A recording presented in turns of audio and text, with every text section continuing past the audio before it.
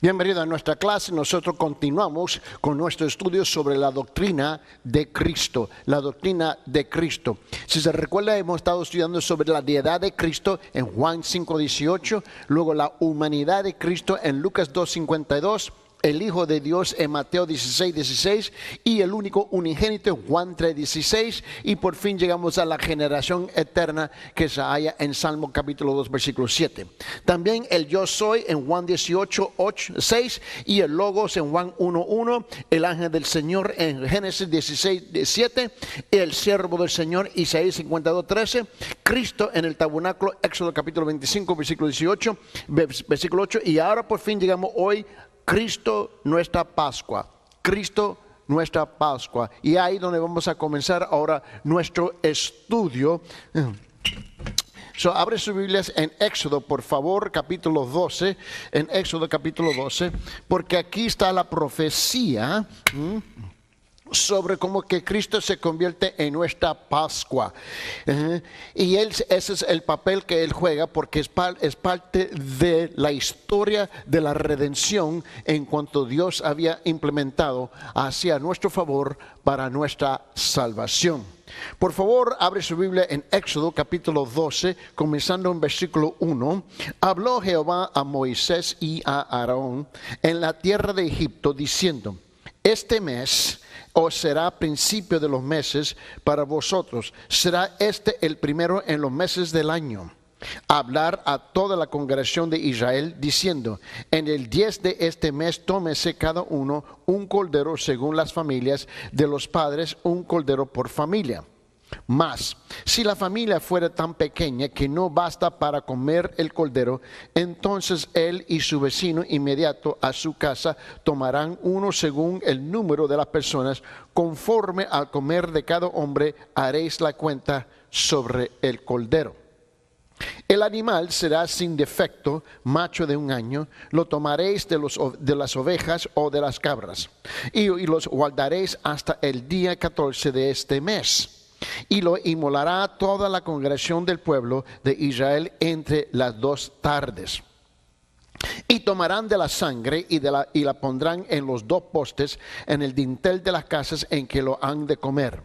Y aquella noche, y aquella noche comerán la carne asada al fuego, y panes sin levadura con hierbas amargas lo comerán. Ninguna cosa comeréis de él cruda, ni cocida en agua, sino asada al fuego, su cabeza con sus pies y sus entrañas. Ninguna cosa dejaréis de él hasta la mañana, y lo que quedare hasta la mañana lo quemaréis en el fuego. Y lo comeréis así, ceñidos vuestros lomos, vuestro calzado en vuestros pies, y vuestro bordón en vuestra mano, y lo comeréis apresuradamente, es la Pascua de Jehová. Ahora note el versículo 12 y el siguiente. Pues yo pasaré aquella noche, Dios hablando, por la tierra de Egipto, y heriré a todo primogénito en la tierra de Egipto, así de los hombres como de las bestias, y ejecutaré mis juicios en todos los dioses de Egipto, yo, Jehová. Ahora es cierto que este pasaje aquí, este versículo es un versículo bien pesado, bien difícil de, humanamente hablando, aceptar. Pero Dios es el que da la vida, Dios es el que quita la vida. Y Él dice que Él va a pasar por toda la tierra de Egipto, herir a todos los primogénitos de la tierra de Egipto, que Él los va a matar, así de los hombres como de las bestias. Ahora note bien lo que dice el versículo 13.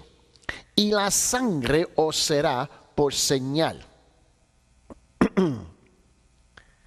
en las casas donde vosotros estéis, y veré la sangre y pasaré de vosotros, y no habrá en vosotros plaga de mortandad cuando hierra la tierra de Egipto.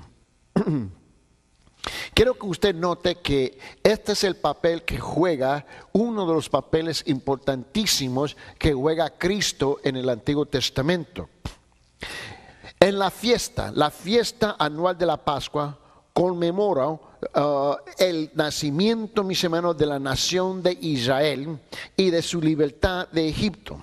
Tipológicamente hablando, esto apuntaba hacia la más grande liberación de las ataduras de pecados que serían proveídas por el Mesías. En la Pascua, una oveja sin defecto era seleccionada y sacrificada. La sangre era después aplicada a los dinteles, mis hermanos, de las puertas, y la oveja era asada y se comía con pan sin levadura y hierbas amargas. Era la señal que el pueblo era el pueblo de Dios en cuanto y la mortandad, mis hermanos, como lo dice aquí el fin del versículo 13, ¿no? Dice, y la plaga de mortandad cuando hierra la tierra. Cuando Dios envía la plaga para matar, y va a pasar por la casa de los creyentes en cuanto cuando ellos anotan la sangre de la Pascua del Cordero, quiere decir, mis hermanos, que el sacrificio de ellos ha sido aceptado y que la sangre no va a permitir la plaga de mortandad a visitar esa casa, ese hogar.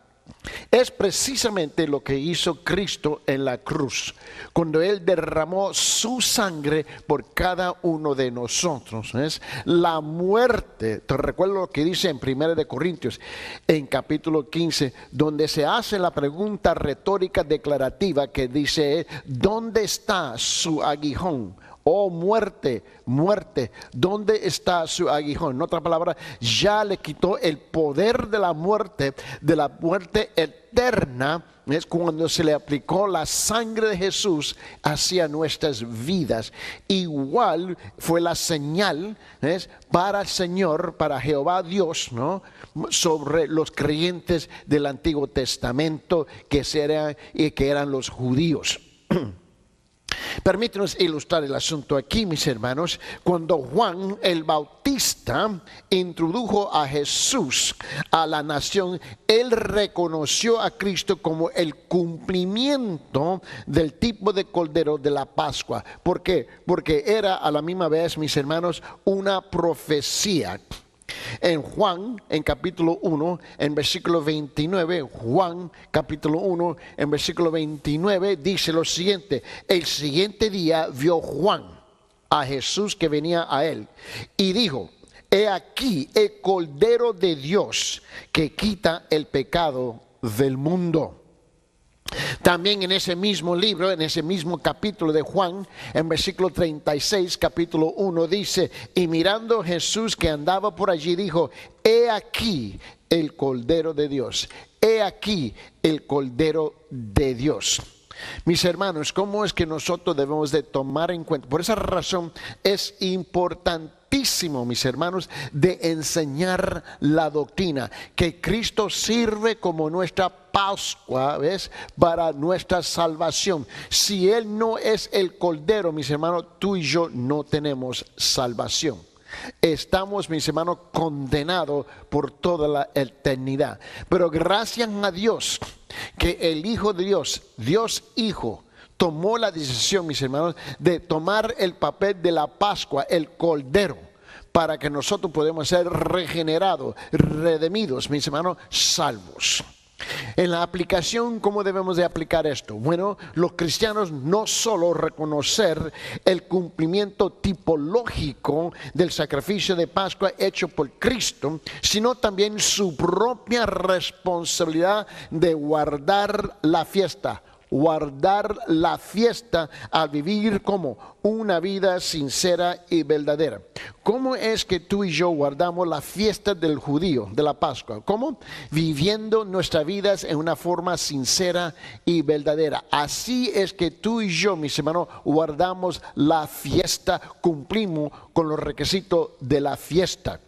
Dice en 1 Corintios, en capítulo 5, en 1 Corintios, capítulo 5, versículos 6, 7 y 8, dice lo siguiente, dice, no es buena vuestra jactancia. ¿No sabéis que un poco de levadura leuda toda la masa? Limpiaos pues de la vieja levadura Dice, para que seáis nueva masa, sin levadura como sois. ¿Por qué? Porque nuestra Pascua, que es Cristo, ya fue sacrificada por nosotros. Y en versículo 8 dice, así que celebremos la fiesta, ¿ves?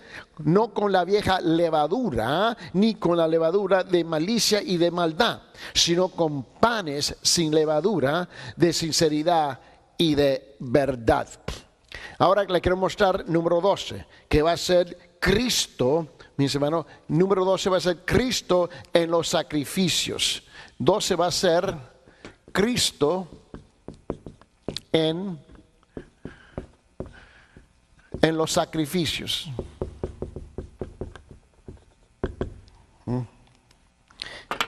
Y vamos a abrir nuestra Biblia en Levítico capítulo 1.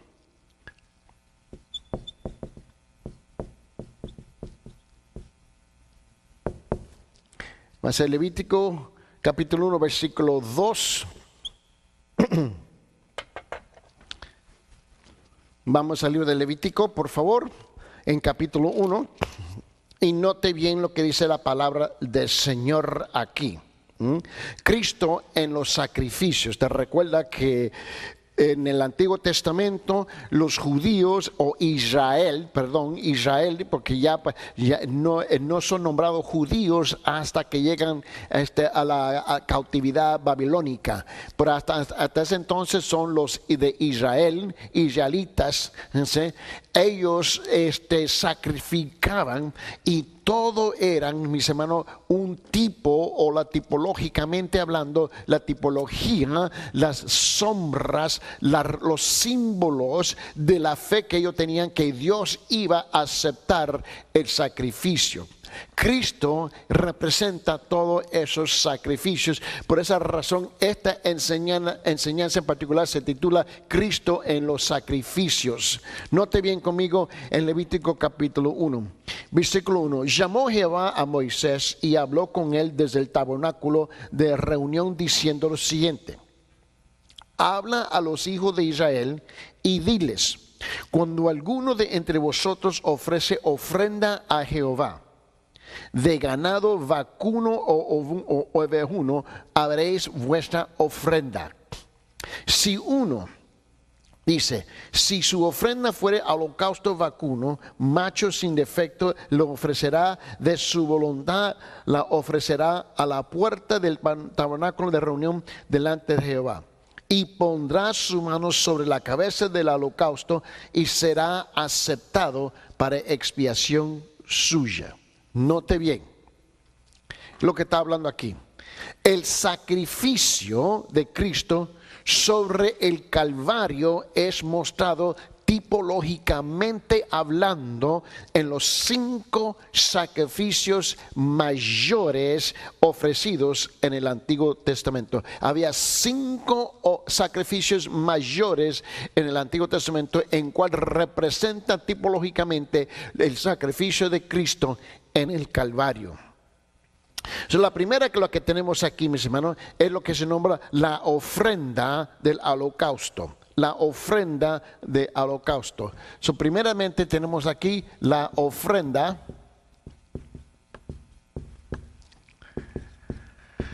del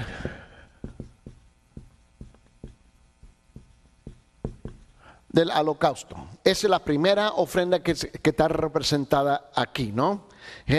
Y enfatiza que la ofrenda de Cristo, ofrendiéndose a sí mismo sin mancha a Dios, en completa obediencia a la voluntad de Dios. Eso es lo que representa, mis hermanos, la ofrenda del holocausto. En cuanto a Cristo, y el énfasis de esta ofrenda es la ofrenda de Cristo, ofreciéndose a sí mismo sin mancha a Dios, en completa obediencia a la voluntad de Dios.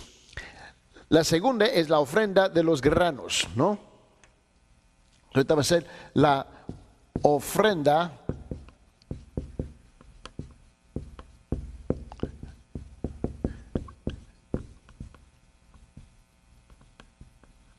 de los granos. Este era la segunda mayor sacrificio que se hallaba en el Antiguo Testamento, donde dice que la ofrenda de los granos, mis hermanos, granos en el sentido arcaico, comida, mis hermanos, enfatiza que el balance, ¿no?, la fragancia y la pureza de la vida que estaba siendo ofrecida. O sea, enfatiza el balance, la fragancia y la pureza de la vida que estaba siendo ofrecida. Luego la tercera es la ofrenda de paz, ¿no? La tercera va a ser la ofrenda de paz. La tercera es la ofrenda de paz. Mira bien, y esta enfatiza la reconciliación que fue completada, mis hermanos, sobre la cruz. Esta es la reconciliación, esta es la ofrenda de paz. Número 4, mis hermanos, es las ofrendas del pecado, ¿no? Las ofrendas del pecado.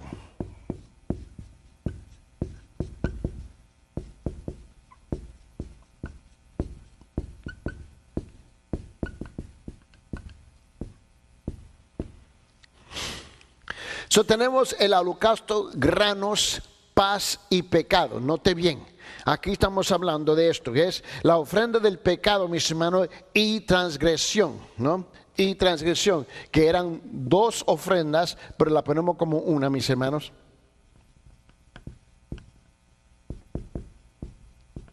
O si usted prefiere, la puede poner así.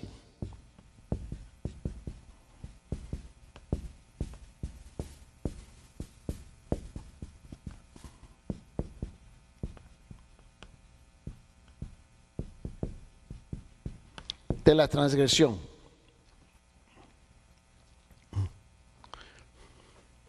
Aquí estas ofrendas, las dos, representan que la naturaleza de la expiación, del sacrificio de Cristo, salvando a todos los hombres del pecado, pasado, presente y futuro. Estas son las 5 básicamente ofrendas, mis hermanos, del Antiguo Testamento. Este es Cristo en los sacrificios. Esto es la tipología, la sombra, los símbolos, la representación de estos sacrificios que significaba lo que iba a ser el Mesías en el futuro.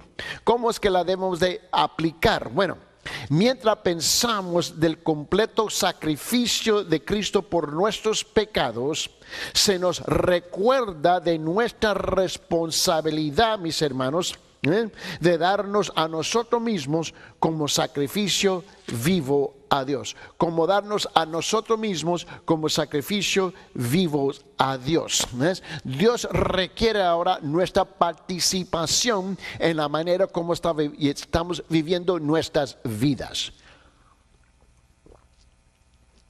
Vamos por favor a Levítico capítulo 16. En Levítico capítulo 16.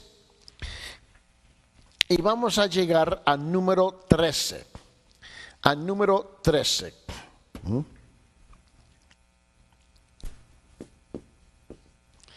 Ahí estamos casi a la mitad, casi, mis hermanos. Vamos a hablar de la expiación.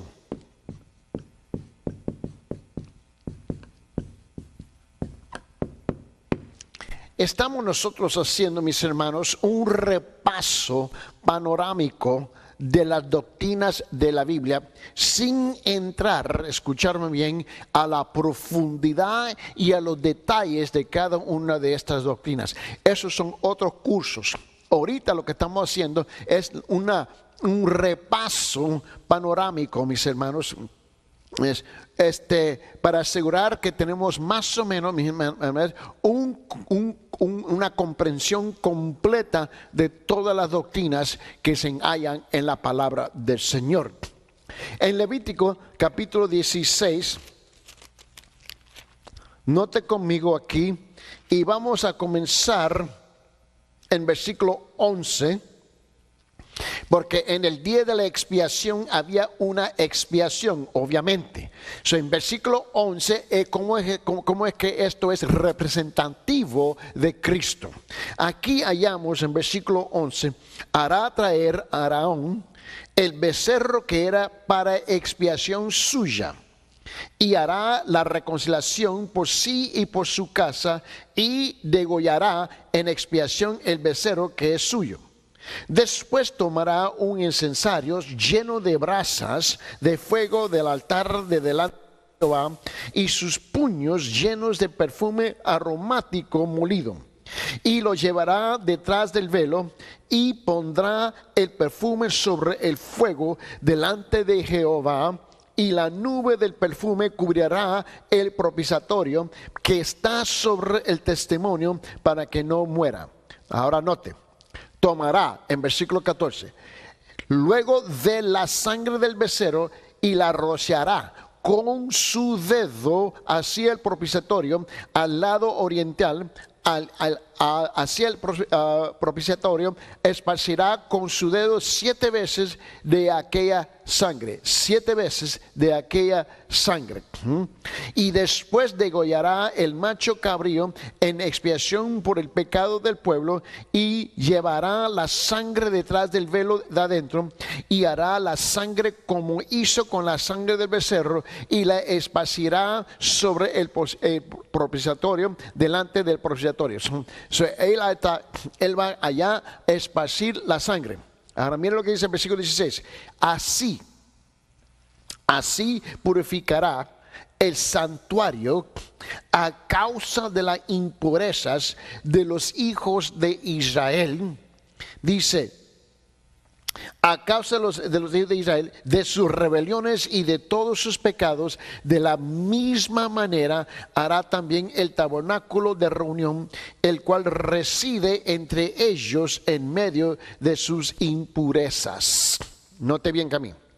O sea, aquí Él nos dice exactamente lo que va a suceder y la forma que va a suceder. Nos entrega a nosotros los detalles. Todo es representativo de lo que hizo Cristo en la cruz en el Nuevo Testamento. Note bien en nuestra explicación. Aunque los teólogos, mis hermanos, tienden a usar el término expiación para sumar la obra de Cristo sobre la cruz, ella ocurre solamente en el Antiguo Testamento. Porque en Romanos capítulo 5, versículo 11, está mejor traducido como reconciliación. Son otra palabra, la expiación, mis hermanos. La expiación del Antiguo Testamento es la reconciliación del Nuevo Testamento. Los dos cumplen el mismo papel, los dos hallan y logran el mismo resultado. Que estamos reconciliados, mis hermanos, ¿ves? Donde se le aplaca la ira de Dios contra nuestros pecados. Eso es lo que tú y yo tenemos que enfrentar, ¿ves? Es la ira de Dios, ¿ves? La ira de Dios, mis hermanos, es lo que nos detiene a nosotros, ¿ves?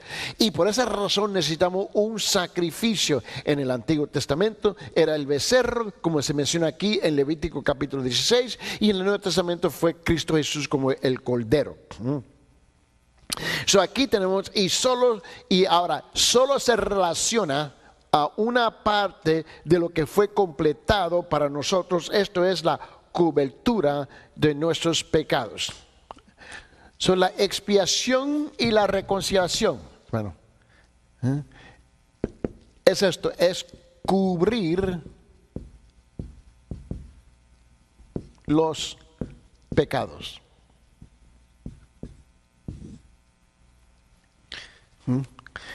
Cubiertos es una parte. Cubiertos ya el pecado ya no está en la presencia de la vista de Dios.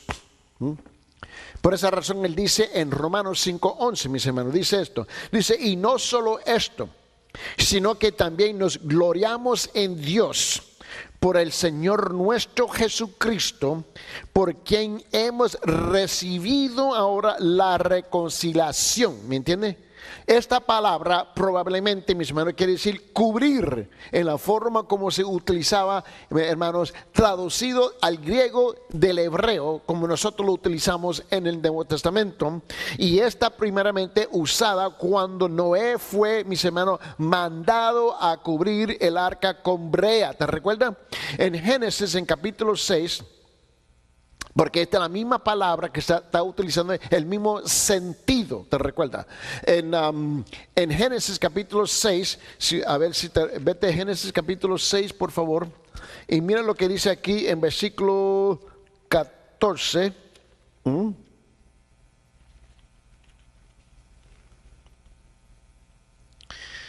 Donde dice, hazte un arca de madera de gofer, harás aposentos en el arca y la calefactarías con brea por dentro y por fuera, ¿no? So, brea es como el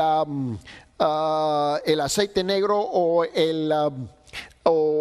¿cómo se dice? Como el asfalto que se utiliza hoy día para remendar, para arreglar y cubrir las calles, ¿me entiende?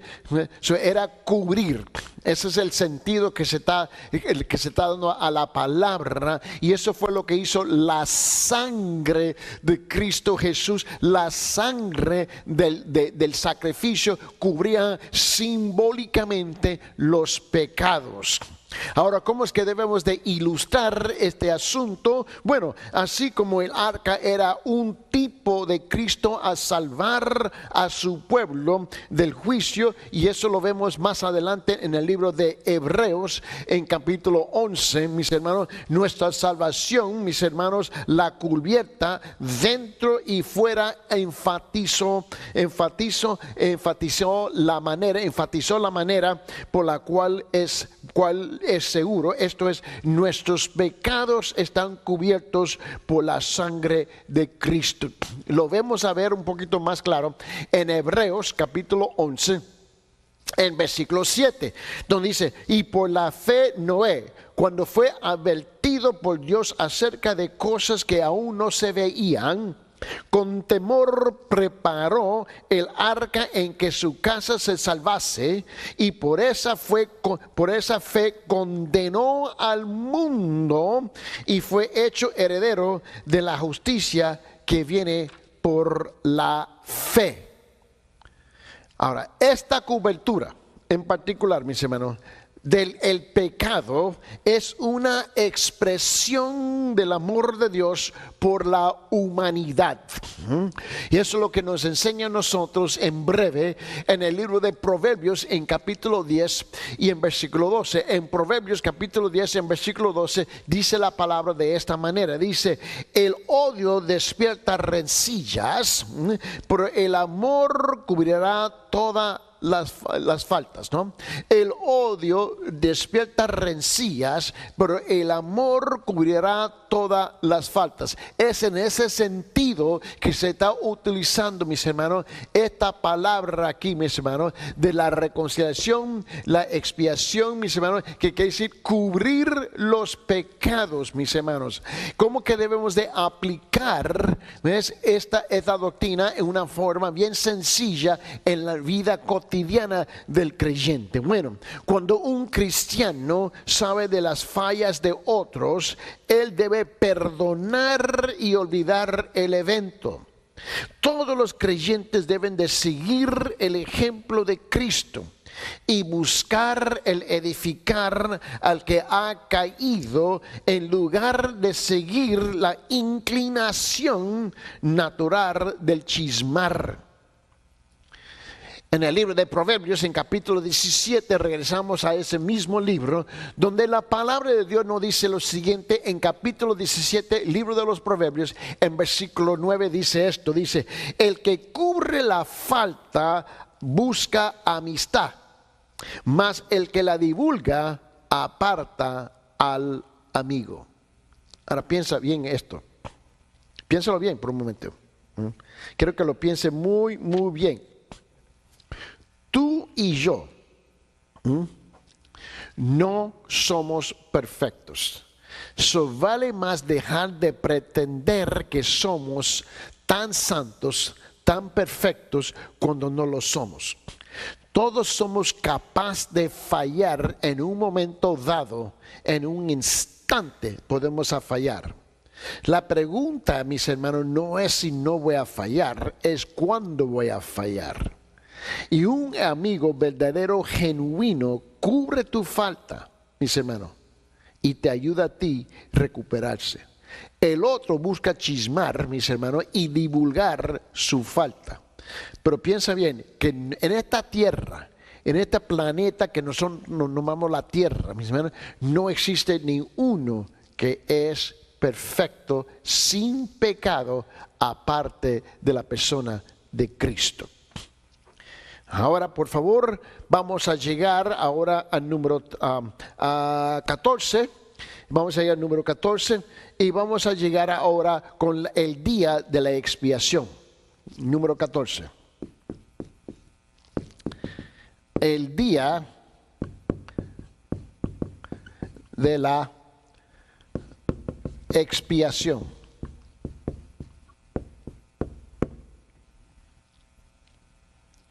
Aquí es importante que comprendamos nosotros de qué es lo que se trata aquí, ¿no? El día de la expiación. Vete conmigo en Proverbios capítulo 17, versículo 9 otra vez. El que cubre la falta, ¿no? Busca amistad, mas el que la divulga aparta al amigo, ¿no? Es donde dejamos. Quiero que tú mantengas eso en mente. Ahora vete en Levíticos capítulo 16, donde estuvimos leyendo antes, y vamos ahora al versículo, al fin de ese capítulo. Vamos a comenzar con versículo 29. Con versículo 29. Levítico 16, 29, donde dice: y esto tendréis por estatuto perpetuo. Mira bien, por estatuto perpetuo. Dice esto: en el mes séptimo, a los 10 días del mes, afligiréis vuestras almas y ninguna obra haréis, ni el natural ni el extranjero que mora entre vosotros. Todo se pone a paro. Versículo 30. ¿Por qué? Porque en este día se hará expiación por vosotros y seréis limpios de todos vuestros pecados delante de Jehová. Ahora quiero que usted vea esto conmigo. ¿Qué quiere decir aquí el día de la expiación? ¿Qué significado tiene que ver eso, mis hermanos, con la salvación del creyente, con el perdón de pecados?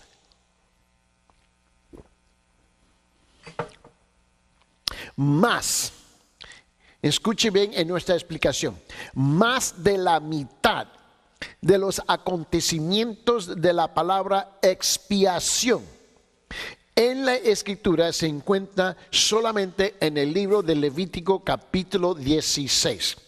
Este es un capítulo importantísimo en el estudio de comprender la expiación y lo que se esperaba de parte del pueblo de Dios para cumplir con los requisitos que Dios había, mis hermanos, impuestos sobre su pueblo para el día de la reconciliación.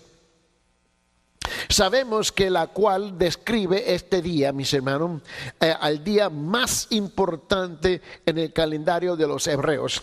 Este es el día de expiación. Tú y yo lo conocemos por otro nombre, ¿ves? Tú y yo lo conocemos por este nombre, Yom Kippur. Yom Kippur, mis hermanos, ese es el nombre que tú y yo lo conocemos por todo el mundo. En otra palabra, el día de la expiación, de lo que estamos hablando aquí en Levítico capítulo 16. Te va a ser Levítico capítulo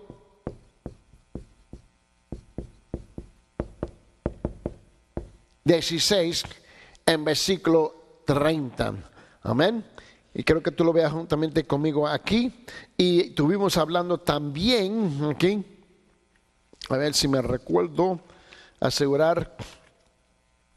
que esto fue lo que estuvimos hablando también. Aquí fue Levítico 16. Perdón. Yom Kippur. Yom Kippur es el nombre que casi todo el mundo en la calle conoce. No saben lo que es, pero reconocen el nombre. Este día festivo, fue un día festivo anual, celebra la cobertura nacional de los pecados al ofrecer a 2 carneros a Dios, uno sacrificado y el otro llevado afuera al desierto. O sea, había 2 sacrificios ese día. En la ceremonia, el sacerdote entraba en el lugar santísimo para presentar la sangre del ternero muerto a Dios. Cuando él salía, la nación sabía que sus pecados habían sido cubiertos por otro año más. Cristo fue el que cumplió este tipo en el cual se ofreció su propia sangre a Dios. Eso es lo que se nombra, de lo que se trata. Ahora, el sacerdote entraba en el lugar santísimo, ¿no? En el lugar más ¿ves? Y él le amarraban a él una cuerda, ¿no? Una soga al tobillo. Y él tenía una campanita, y esa campanita sonaba mientras que él caminaba. Y llegaba por fin al lugar donde iba a ofrecer la sangre a favor del pueblo de Israel. Y si Dios aceptaba ese sacrificio, él podía dar vuelta, mis hermanos, y podía salir de nuevo. ¿Entiendes? Él salía de nuevo. Y a salir del lugar santísimo, el pueblo comenzaba a celebrar porque Dios no había matado, ¿ves?, al sumo sacerdote. En otra palabra, había aceptado el sacrificio. Pero si el sumo sacerdote entra ahí y él muere, ellos tienen que buscarlo, pero no era permitible para ellos entrar. So, ellos, como tenían la pierna de él amarrada con una soga al tobillo, luego ellos lo jalaban afuera, lo arrastraban afuera, ¿ves? Porque no era permisible para ellos entrar.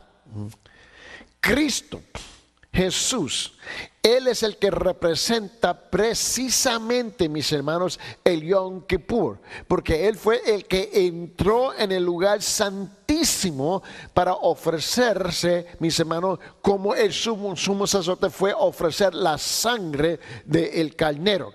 En el libro de Hebreos, en capítulo 9, en versículo 14, en Hebreos capítulo 9, versículo 14, dice lo siguiente.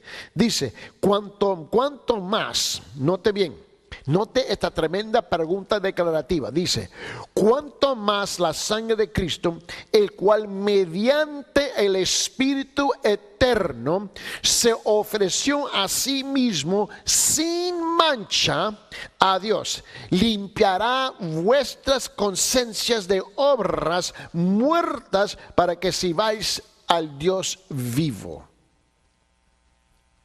Ahora podemos hacer la conexión entre el libro de los Hebreos y el libro de Levítico. Y para comprender cómo es que una doctrina del Antiguo Testamento, mis hermanos, tiene vida en el Nuevo Testamento para nosotros hoy en día. Por esa razón es importante. Cuando los demás están estudiando y están leyendo la Biblia, mis hermanos, muchas veces no comprenden lo que están leyendo. Y mucho menos que preguntan qué es lo que están leyendo. Por esa razón es importantísimo, mis hermanos, que nosotros enseñamos la totalidad o el consejo completo de la palabra de Dios. A ver cómo podemos ilustrar esto en una forma bien sencilla. Bueno, el tipo de sacerdote retornado del lugar santo a aquellos a quienes sus pecados habían sido cubiertos a ser cumplido cuando Cristo retorne por aquellos que han sido redimidos por su sangre. Ahora, si el sumo sacerdote entra en el lugar santo y él sale, él retorna, porque él tiene que retornar, ¿por qué? Para el pueblo. Por esa razón, Cuando Cristo regresa, en lo que tú y yo nombramos el arrebatamiento, ¿no? El arrebatamiento o el rapto, por decirlo así. Cuando Él retorna para su pueblo, para su iglesia, ¿ves? Ahí donde se cumple esta parte, el día de la expiación, porque Él regresa ahora para llevar su pueblo a la presencia, al lugar más santo que va a ser en el paraíso, en la presencia de Dios. En la aplicación, mis hermanos, para el cristiano esta es una bendita y purificante esperanza. Es una bendita y purificante esperanza. Abre sus Biblias en el libro de Tito, en el Nuevo Testamento, en el libro de Tito, en capítulo 2, en versículos 12 y 13. En Tito capítulo 2, en versículos 12 y 13 dice lo siguiente, dice, enséñanos que, renunciando la impiedad a los deseos mundanos, vivamos en este siglo sobria, justa y piadosamente, aguardando la esperanza bienaventurada y la manifestación gloriosa de nuestro gran Dios y Salvador Jesucristo. En 1 de Juan dice también en versículo 3, capítulo 3 en versículo 5, en 1 de Juan capítulo 3 en versículo 5 dice, y sabéis que Él apareció para quitar ¿qué? Nuestros pecados, y no hay pecado en Él. Manténgase por favor en Levítico capítulo, ahora vete a Levítico capítulo 23, por favor. En Levítico capítulo 23, y vamos a hablar de Cristo, número 15.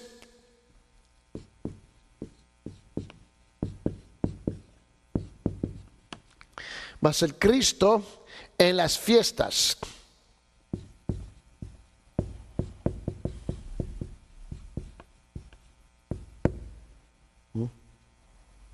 Sí, en las fiestas de Israel.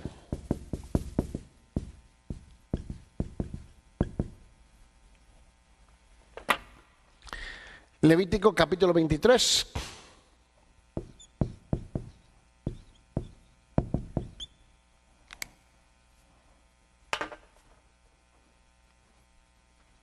Vamos a comenzar, mis hermanos, con versículo 1. Habló Jehová a Moisés, diciendo, habla a los hijos de Israel y diles, las fiestas solemnes de Jehová, las cuales proclamaréis como santas convocaciones serán estas. 6 días se trabajará, mas el séptimo día será de reposo. Santa convocación, ningún trabajo haréis. Día de reposo es de Jehová en donde quiera que habitáis.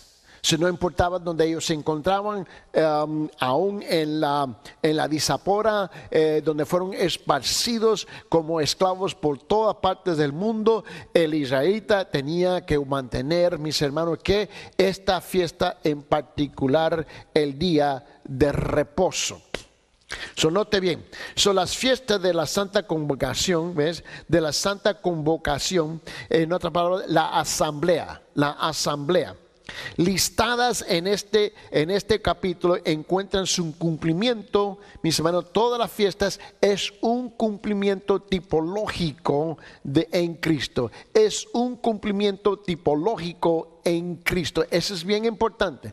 Lo que pasa es que muchos cristianos, nosotros podemos ver en el calendario, escuchamos los noticieros cuando Israel o el pueblo judío hoy en día moderno están en medio de tener sus varias celebraciones, de las varias fiestas en cuanto ellos están celebrando, pero para nosotros se nos olvida que cada una de esas fiestas, mis hermanos, es un tipológico de Cristo, en lo que Cristo llegó a cumplir. Y tenemos que recordarnos de eso, mis hermanos. Mira, aquí tenemos, mis hermanos, más bien, si no lo sabes, permíteme, fue precisamente a través de este tema aquí, de las Cristos en la fiesta de Israel, que yo pasé por 2 años, cada viernes yo iba regularmente y almorzaba con un rabí aquí en California, ¿no? Y nos reunimos y con mucho respeto mutuo entre los dos, mis hermanos, nos respetábamos. Y lo que pasó fue que un día, cuando lo conocí, él me hizo una pregunta de los cristianos y yo le hice una pregunta de los judíos, y así nos fuimos conociendo, y con el tiempo me invitó a almorzar y nos sentamos a hablar, y él trajo su Biblia, yo traje mi Biblia, mis hermanos, nos sentamos y comenzamos a tener un diálogo a lo largo. Y regularmente nos íbamos a almorzar y sentar, y cada vez era con el propósito de hablar de la palabra de Dios de punto de vista de un judío y punto de vista de un cristiano. Y logramos, mis hermanos, hablar de las fiestas, ¿no? Cristo en las fiestas. Y él comenzó a detallar en detalle las fiestas. Y me hizo la pregunta: ¿cómo es que ustedes los cristianos ven estas fiestas y por qué?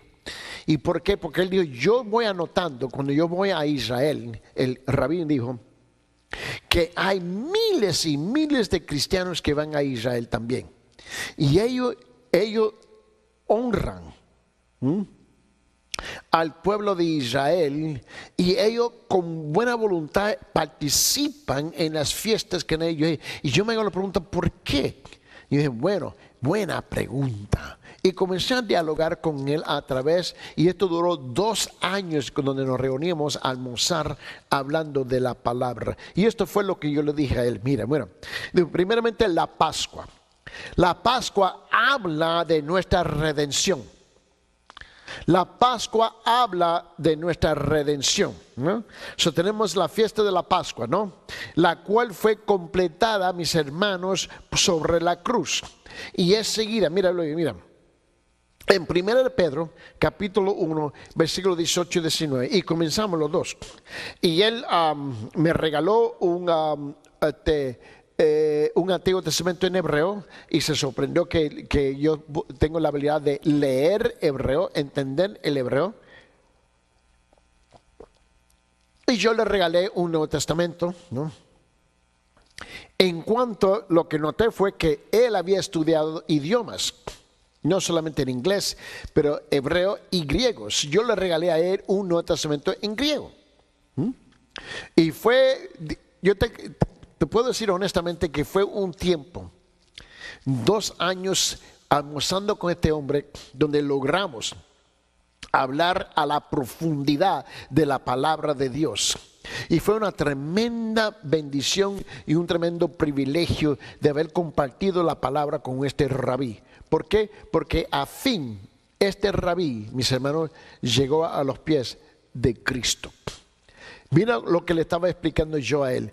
En 1 de Pedro, capítulo 1, en versículo 18 y 19, dice esto: sabiendo que fuisteis rescatados de vuestra vana manera de vivir, la cual recibiste de vuestros padres, no con cosas corruptibles como oro o plata, sino con la sangre preciosa de Cristo, como de un cordero sin mancha y sin contaminación. Y cuando él vio eso, él dijo: wow, esa es precisamente la fiesta de la Pascua. Precisamente.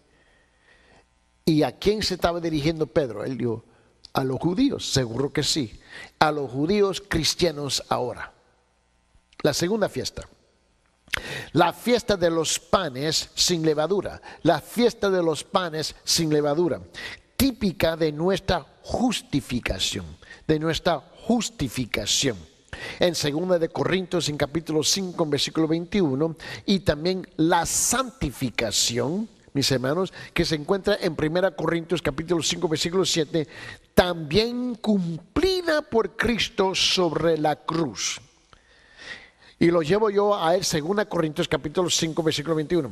Al que no conoció pecado, por nosotros lo hizo ¿qué? Pecado, para que nosotros fuésemos hechos justicia de Dios en él.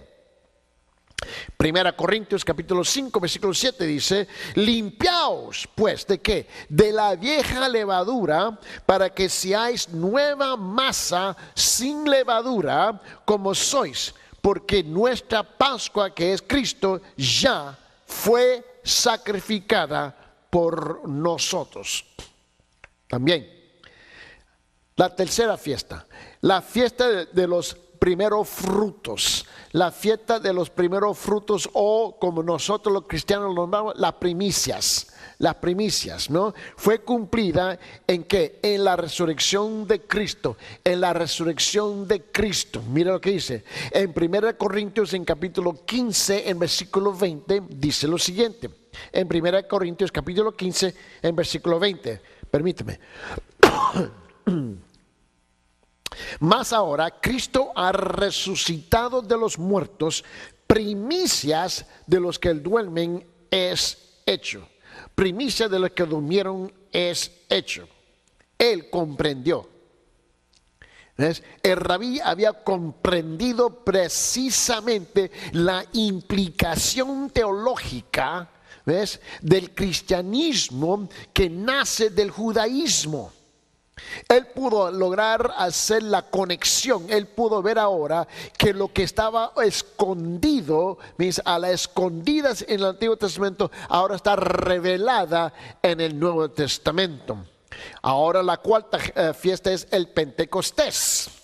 El día de Pentecostés. Esa fiesta fue cumplido con Cristo cuando envió ¿qué? El Espíritu Santo para comenzar la cosecha de la iglesia.